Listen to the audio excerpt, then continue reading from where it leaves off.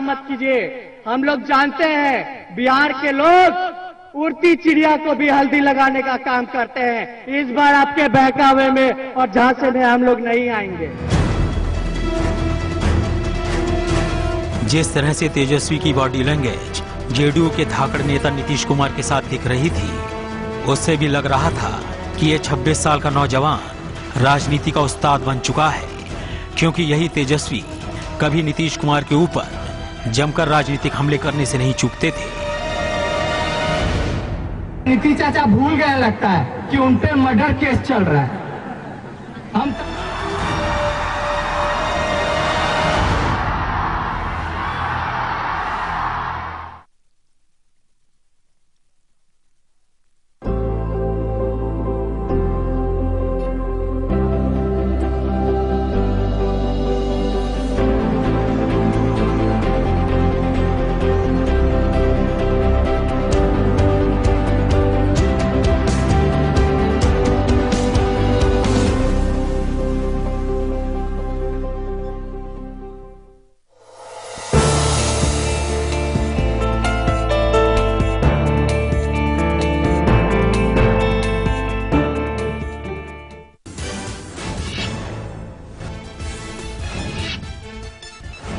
CBI ने शीना बोरा case में इंद्राणी के पति और स्टार टीवी के पूर्व सीईओ पीटर मुखर्जी को किया गिरफ्तार। बेटी की हत्या के आरोप में इंद्राणी पहले ही है जेल में।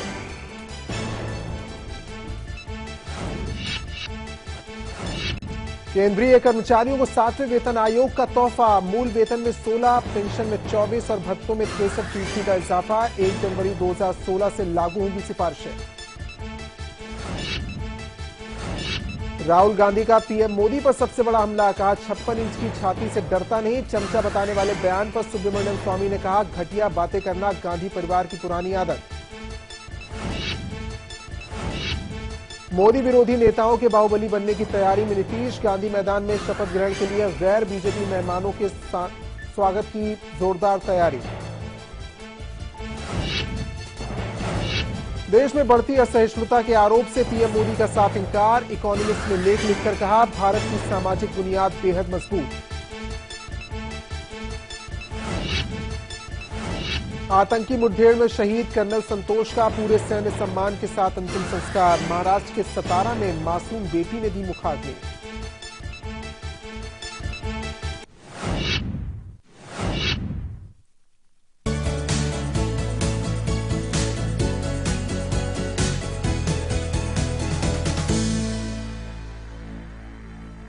नमस्कार, आप देख रहे हैं लाइव इंडिया। मैं हूं आपके साथ रोशन मिश्रा। देश के 5 करोड़ लोगों के लिए आज खुशी का दिन है।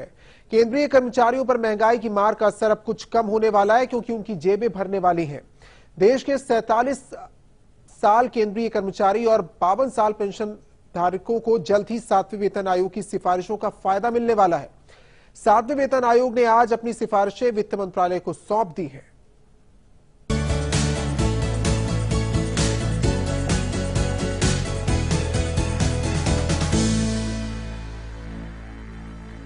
आज 7वें वेतन आयोग की रिपोर्ट वित्त मंत्रालय को सौंप दी गई। आयोग के अध्यक्ष जस्टिस ए.के. माथुर ने अपनी रिपोर्ट वित्त मंत्री अरुण जेटली को सौंपी। इसके बाद अब सरकार इन सिफारिशों के मुताबिक केंद्रीय कर्मचारियों का वेतन भत्ता बढ़ाने जा रही है। नए वेतन और भत्ते 1 जनवरी 2016 से मिलने शुरू हो जाएंगे। हम आपको बताते हैं इन सिफारिशों में क्या है और इसका आपको कितना फायदा होगा और कैसे फायदा होगा। 5 करोड़ के लिए खुशखबरी है। 7वें वेतन आयोग की सिफारिशें सौंपी जा चुकी हैं, ये लेकिन जानना जरूरी है कि क्या फायदा होगा। Justice A K. माथुर ने वित्त मंत्री को यह रिपोर्ट सौंपी।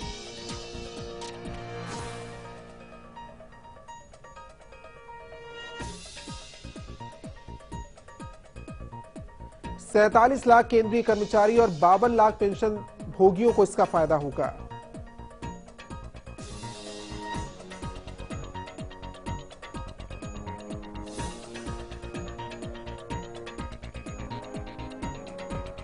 वेतन और पेंशन में लगभग 23.55% का इजाफा होगा। बेसिक में 16% की बढ़ोतरी की गई।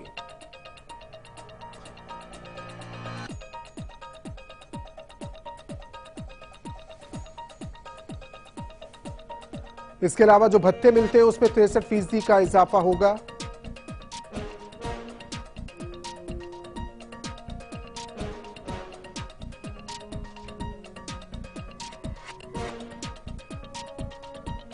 पेंशन में 24% की बढ़ोतरी।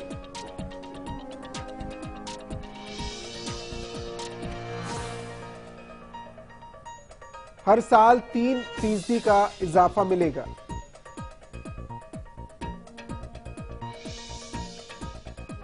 एक जुलाई को हर साल सालाना बढ़ोतरी लागू होगी।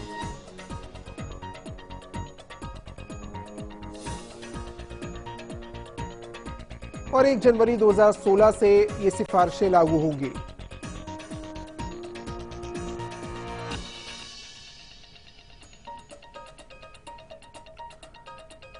इसके अलावा क्या क्या फायदे हैं? ग्रेच्युटी की सीमा 10 लाख से बढ़ाकर 20 लाख। स्वास्थ्य बीमा शुरू करने की सिफारिश इसमें की गई है। पेंशन के बेसिक में 2.57% उसके हिसाब से बढ़ोतरी की गई है। काम में बेहतर प्रदर्शन करने वालों के लिए अलग से भत्ते की सिफारिश है इसमें।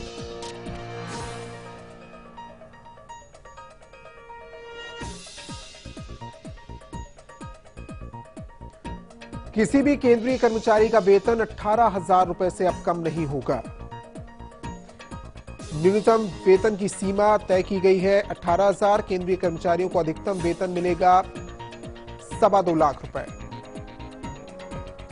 कैबिनेट सचिव का वेतन 2.5 लाख रुपए होगा।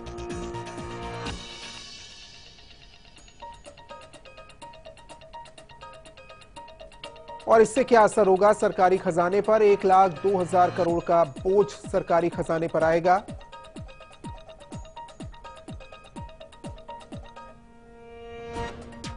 $73,650 करोड़ आम बजट और 28,450 करोड़ रेल बजट पर इसका बोझ पड़ेगा।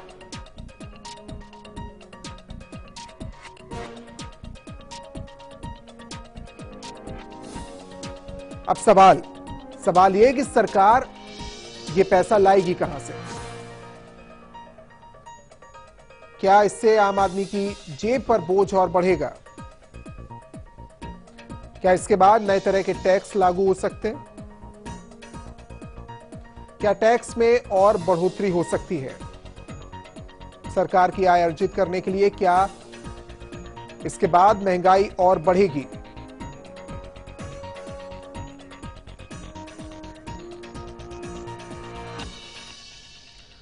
और इसी पर हम बात करेंगे। 7वें वेतन आयोग की सिफारिशें, उसका असर आपने देखा, क्या कुछ हो सकता है? विस्तार से बात करने के लिए लाइव इंडिया संवाददाता सिद्धार्थ शर्मा न्यूज रूम से हमारे साथ जुड़े हैं।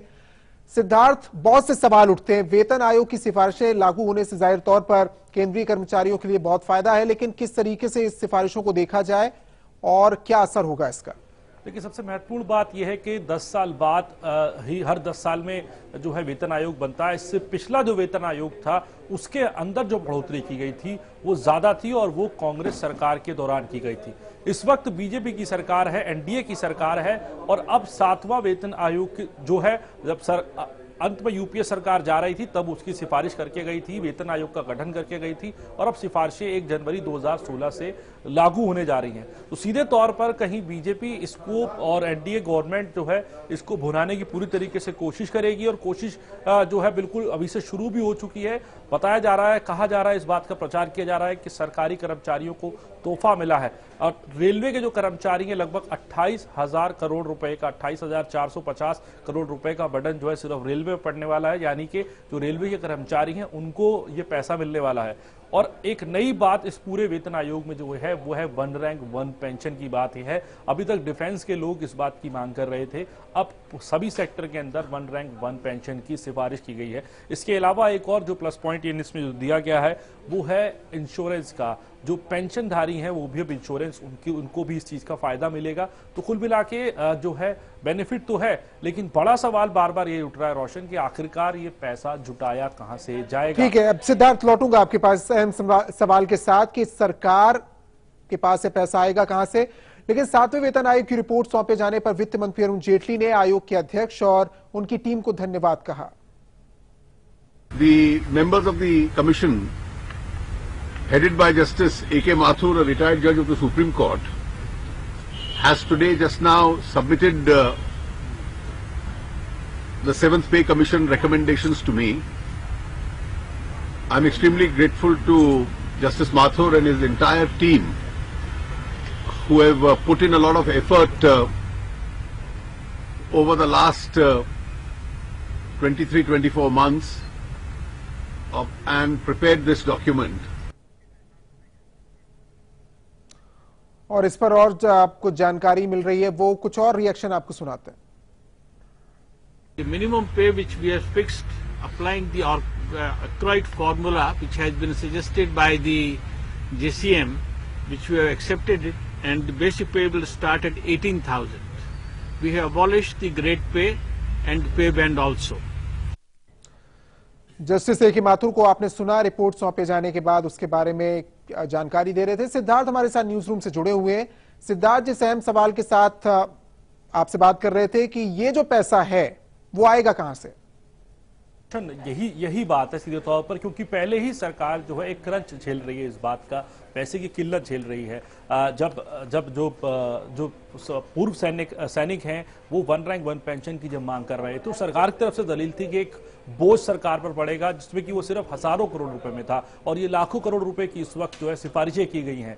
तो जब उस वक्त हजारों करोड़ रुपए देने के लिए नहीं थे, 14,000 करोड़ रुपए का बर्डन पड़ने की बात कही जा रही थी सरकार पे, उस वक्त सरकार को सोचना पड़ रहा था। तो अब सरकार कहां से ये पैसा लाएगी, एक ये बड़ा सवाल उठता है। इसके लिए जरूर जो है कोशिश जो सरकार की रहेगी, उसके लिए कहीं ना कहीं टैक्सेशन में बदलाव की जरूरत पड़ेगी। इससे पहले लगातार जो है गवर्नमेंट हर छोटे छोटे कामों के लिए कुछ ना कुछ बढ़ाए चले जा रही है। इससे पहले स्वच्छ भारत अभियान के लिए 0.5% सेस कुछ दिनों पहले ही बढ़ा है। तो कुल मिलाकर जो सरकारी कर्मचारी हैं उनका तो कहीं ना कहीं फायदा है, लेकिन जो आम जनता है, जो सरकारी कर्मचारी नहीं है, जो और लोग हैं जो प्राइवेट सेक्टर्स के अंदर हैं और जो बिजनेसमैन हैं, उनको किस तरीके से अब ये चीज झेलनी पड़ेगी, या यूं कहें कि सरकार इसका क्या फॉर्मूला निकालेगी, ये एक बड़ा अहम जो है सवाल बना हुआ है। हालांकि सरकार अब इस पूरे मामले में, इस पूरे घटनाक्रम में 7वें वेतन आयोग को लागू करके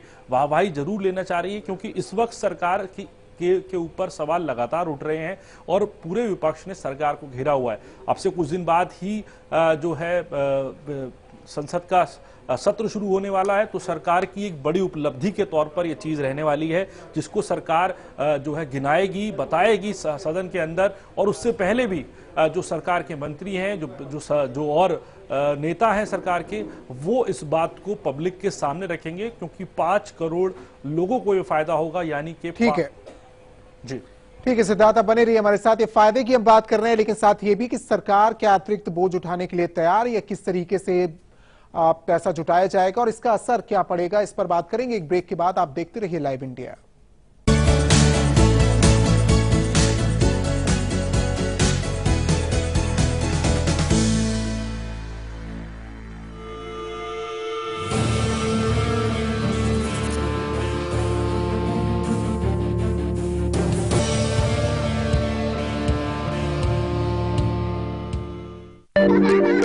खुशियां मनाने में कुछ दर्द होता है, पर इस दर्द से रुकना क्यों? एक्सपर्ट है ना वॉलोनी, डॉक्टर्स का भरोसेमंद। इसका quick absorb nano gel formula बिना मसाज के दे आपको इंस्टेंट और लंबा आराम। वॉलोनी, इसके आगे दर्द क्या चीज है? अब दर्द से जीत सिर्फ 10 रुपए में। एक शहर जो हर सपने को देता है उड़ान। लोकल की पटरियों पर दौड़ती जिंदगी का उफान। यहाँ पल पल बदलती है सियासी चाल। जहां अंडरवर्ल्ड के साए से होती है जंग। ना सोता है ये शहर, ना सोते हैं हम, क्योंकि खबर दिखाते हैं हम।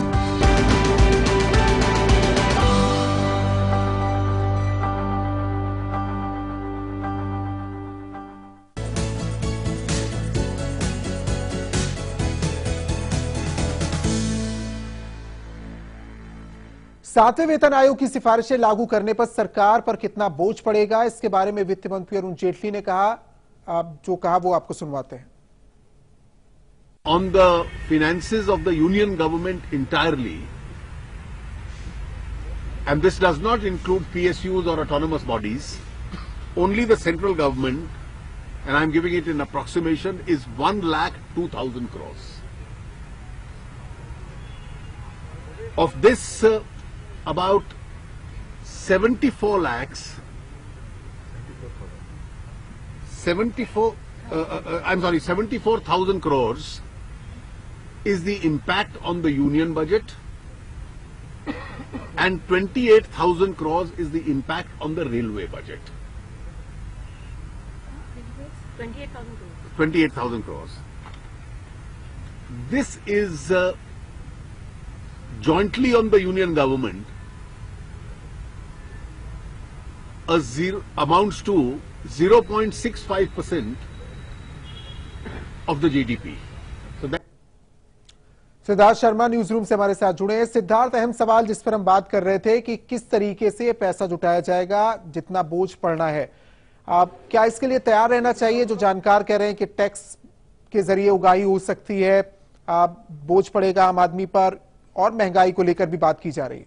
देखिए रोशन, इस बात को इस तरीके से समझना होगा कि जब वित्त मंत्री इस बात का विश्वास दिला रहे हैं कि वो पूरे जीडीपी का 0.65% है, यानी कि बहुत कम हिस्सा है जो पूरी अगर देखा जाए अमाउंट पूरे जीडीपी का, लेकिन ये बात वो बताना शायद भूल गए या उनको ध्यान नहीं रहा कि आखिरकार अगर इतना भी है तो इतना कहां से जुटाया जाएगा। जब वन रैंक वन पेंशन जब सैनिक मांग कर रहे थे 14,000 करोड़ रुपए के लिए सरकार को सोचना पड़ रहा था, ऐसे में 1,02,000 करोड़ रुपए कहां से आएंगे और कैसे सरकार इसको जुटाएगी। हालांकि उन्होंने ये भी बता दिया कि इसके अंदर 28,450 करोड़ रुपए लगभग जो है वो रेल बजट से आएंगे, बाकी जनरल बजट से रहेगा।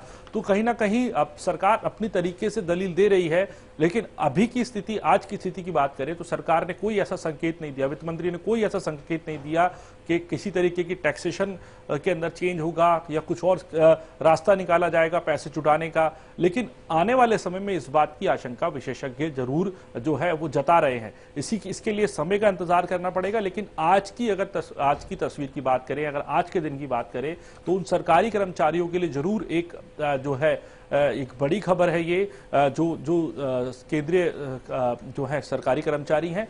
लेकिन छठे वेतन आयोग से इसका जरूर जो है कंपैरिजन करके देखें तो छठे वेतन आयोग में जो है ज्यादा पैसे बढ़ाए गए थे, ज्यादा उनको फायदा हुआ था बनिस्बत 7वें वेतन आयोग के। इसी बात को काउंटर करेगा विपक्ष, जो अपोजिशन की जो पार्टियां हैं, सबसे पहले इसमें जो कांग्रेस, जिसने अपनी सरकार के दौरान छठा वेतन आयोग जो है लागू किया था, वो इसकी कमियां गिनाने में लगेंगी और सरकार जो है वो अपनी तरीके से इस बात को जस्टिफाई करेगी कि उन्होंने बहुत कम समय के अंदर ही इस सिफारिशों को लागू करने की, जैसे ही आयोग ने अपनी सिफारिशें दी तो उसको और लागू करने के अंदर सरकार ने देरी नहीं लगाई। सिद्धार्थ, आप जो छठे वेतन आयोग से इसका कंपैरिजन कर रहे हैं और बता रहे हैं कि उसमें ज्यादा फायदा पहुंचाया गया था केंद्रीय कर्मचारियों को, हाईलाइटिंग पॉइंट अगर देखा जाए इस 7वें वेतन आयोग का कि किस तरीके से ग्रेच्युटी में 10 लाख से बढ़ाकर 20 लाख, या फिर जो आप स्वास्थ्य बीमा की बात कर रहे थे, आपने बात की एक ग्रेड में एक ही सैलरी मिलनी चाहिए और एक ही भत्ता, ये तमाम चीजें हैं जो अब अलग कर रही है इसे। क्या इसके अलावा आपसे समझने के लिए कि क्या जो एक अलग तरीके से इंक्रीमेंट अच्छी परफॉर्मेंस देने वालों के लिए किया गया है, ये क्या अपने आप में नया है?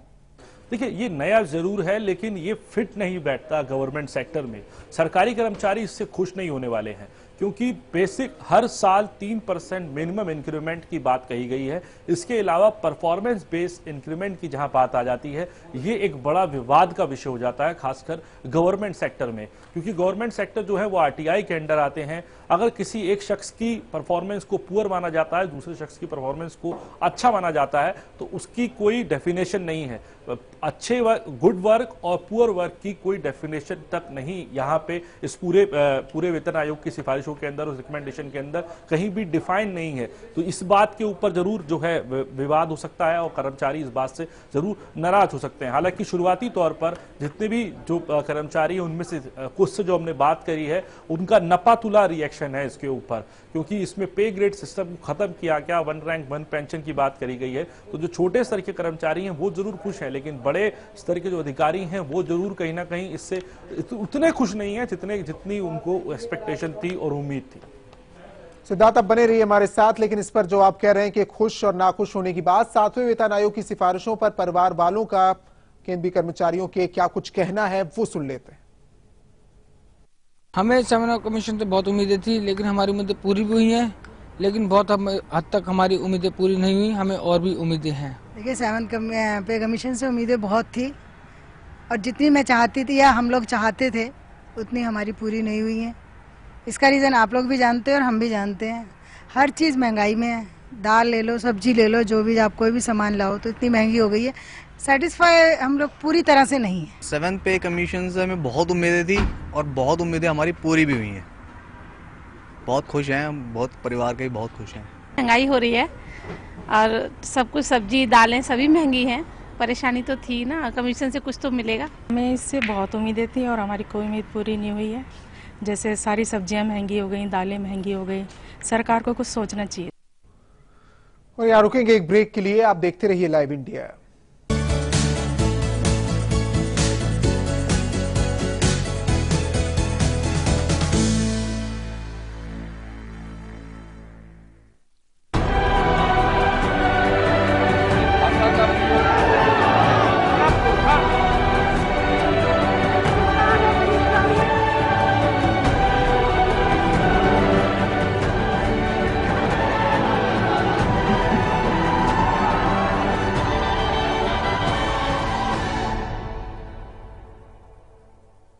हमारे इंडियन वैल्यूज कितने स्वीट होते हैं ना। देखिए, किसी को भी डिस्टर्ब करना बिल्कुल पसंद नहीं। So sweet.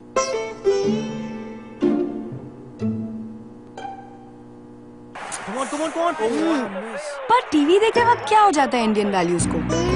अब नहीं होगा, क्योंकि वीडियोकॉन D2H है हेडफोन्स के साथ। किसी को डिस्टर्ब मत करो और इंडियन वैल्यूज को मेंटेन रखो। Videocon D2H for Indian values. Roop Mantra ayurvedic face cream and face wash. इसमें है 12 खास आयुर्वेदिक जड़ी बूटियों का संतुलित मिश्रण। ये कोई कॉस्मेटिक नहीं, आयुर्वेदिक औषधि है। राजनीति के गलियारे की हर खबर, संसद से 7 RCR तक नजर है प्रधानमंत्री कार्यालय की गहमा गहमी पर। दिखाएंगे बंद कमरों की फाइलों और फैसलों का सर, रखेंगे पैनी नजर, लाएंगे हर खबर आपके पास पूरे भरोसे के साथ। लाइव इंडिया, खबर हमारी, फैसला आपका।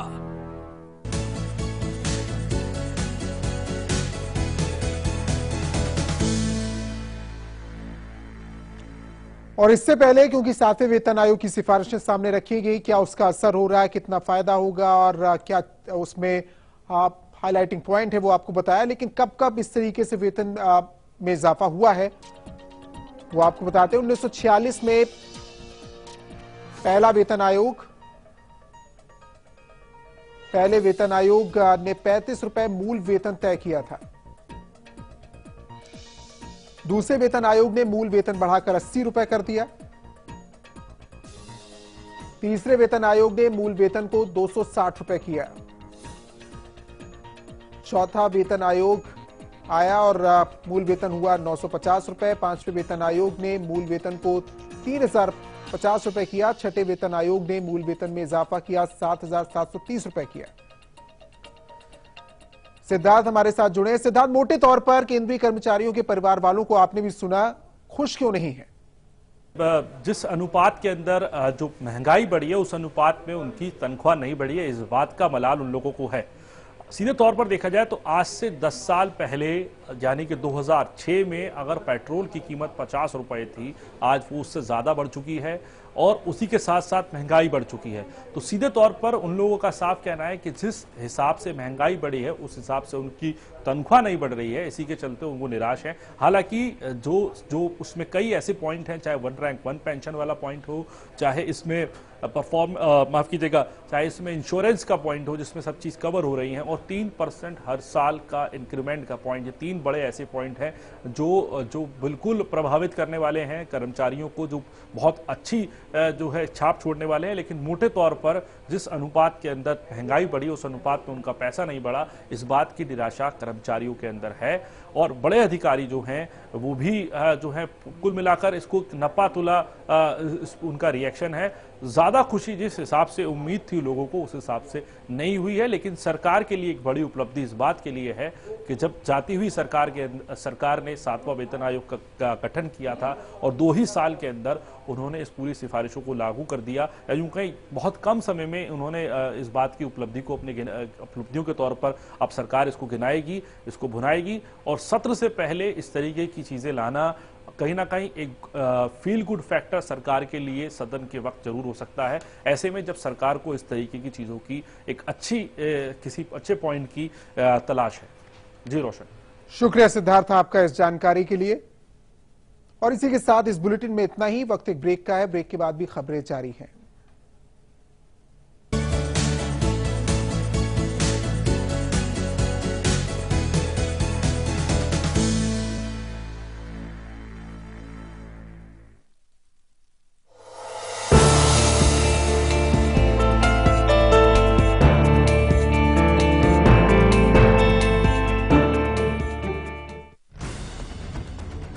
खबरों के ताने बाने से दिन भर की चुनी हुई 50 खबरें, हर वो खबर जो सीधे जुड़ी है आपसे। देखिए हमारे साथ लाइव 50 में। सनसेट के साथ ही सेट है आपके डेली न्यूज का डोज। 7 PM इंडिया में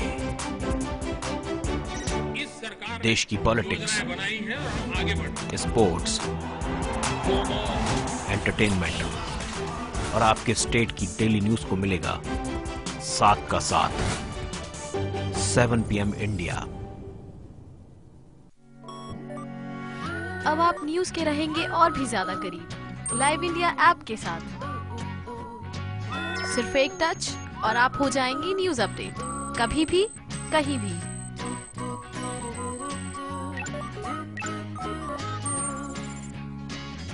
लाइव इंडिया ऐप हथेली पर दुनिया। डाउनलोड करें गूगल प्ले स्टोर और ऐप स्टोर से।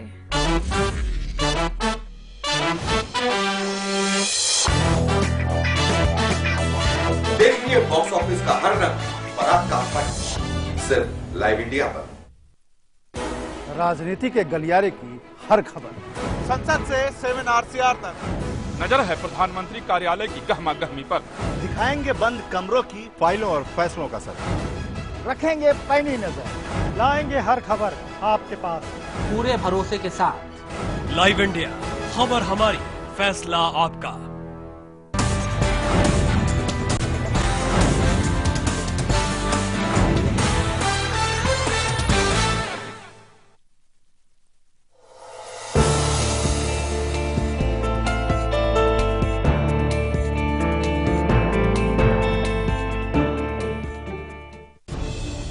खबरों को देखने का हर किसी का अपना नजरिया होता है। मैं तो सिर्फ सवाल उठाता हूं, आपके सवाल आपकी आवाज बनकर। लाइव इंडिया, खबर हमारी, फैसला आपका।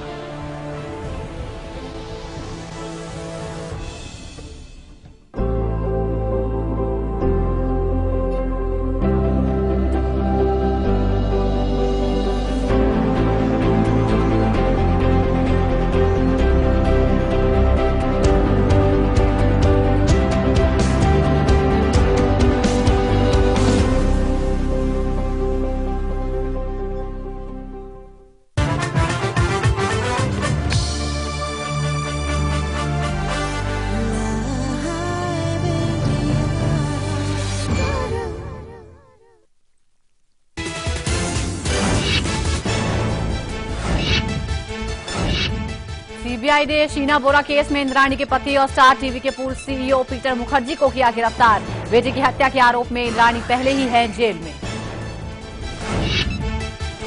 केंद्रीय कर्मचारियों को 7वें वेतन आयोग का तोहफा। मूल वेतन में 16, पेंशन में 24 और भत्तों में 63% का इजाफा। 1 जनवरी 2016 से लागू होंगी सिफारिशें। राहुल गांधी का पीएम मोदी पर सबसे बड़ा हमला। कहा 56 इंच की छाती से नहीं डरता। चमचा बताने वाले बयान पर सुब्रमण्यम स्वामी ने कहा घटिया बातें करना गांधी परिवार की पुरानी आदत। मोदी विरोधी नेताओं की बाहुबली बनने की तैयारी में है नीतीश। गांधी मैदान में शपथ ग्रहण के लिए गैर बीजेपी मेहमानों के जोरदार